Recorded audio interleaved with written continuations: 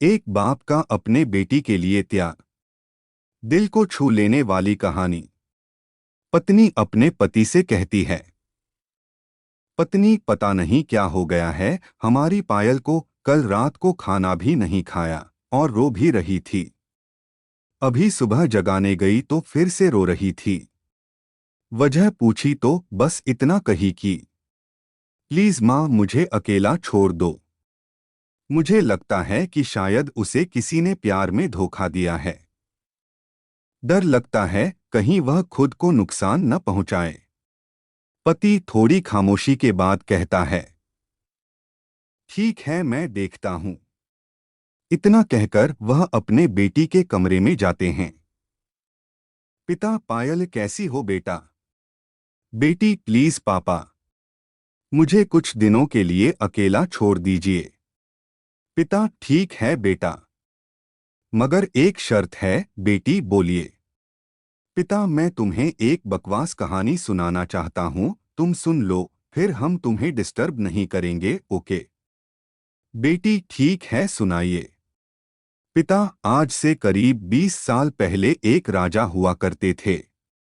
बेहद अमीर। उनके दो बेटे थे। बड़ा बेटा बेहद आज्ञाकारी और ईमानदार था। उस राजा को अपने बड़े बेटे पर नाज था। उसकी शादी एक खूबसूरत लड़की से कर दी गई। फिर वह खूबसूरत लड़की, राजा की बड़ी बहू, गर्भवती हुई। घर में खुशियां ही खुशियां छा गई।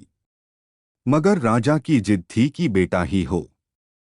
फिर राजा ने अपने बहू के गर्भ का चेकअप करवाया तो पता चला कि गर्भ में लड़की है।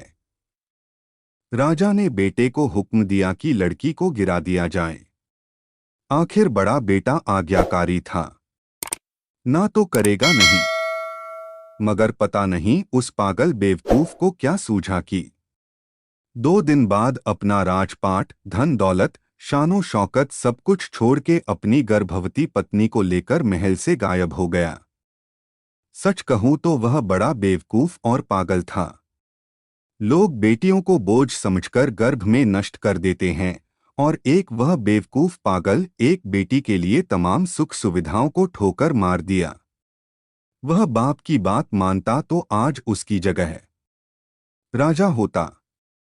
न जाने वह बेटी के लिए पागल बाप न जाने किस हालत में होगा।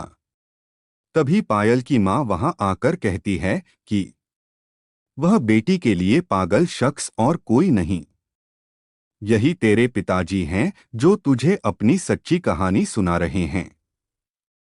तू कहती थी न कि मम्मी, नाना नानी को तो मैंने देख लिया, काश पापा अनाथ न होते तो दादा दादी का चेहरा भी देख लेती। तेरे पापा अनाथ नहीं हैं। तू बड़ी होकर जिद न करे दादा दादी से मिलने की, इसलिए तुझसे सच छुपाया गया। फिर तेरे पापा ने तेरे पैदा होने के बाद एक कसम ली कि तेरे अलावा दूसरा संतान फिर कभी नहीं बनाएंगे। अखबार में इश्तहार देकर तेरे दादा दादी ने बेटी को लेकर ही वापस आने को कहा।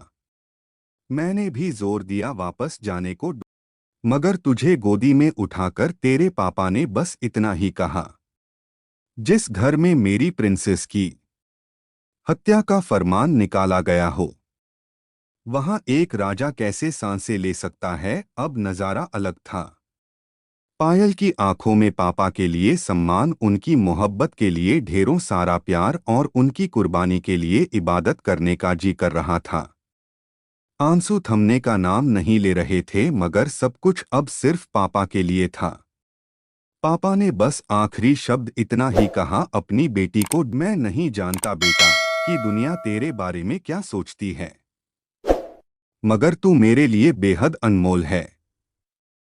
भले मैं आज कहीं का राजा नहीं रहा, मगर तू कल भी, आज भी और सदा ही मेरी प्रिंसेस ही रहेगी।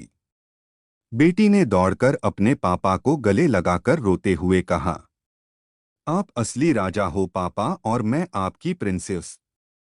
सबकी पलकें गीली थी, मगर वह एक नई सुबह की शुरुआत थी जहां प्रिंसेस फिर से अपने सियासत में लौट आई थी।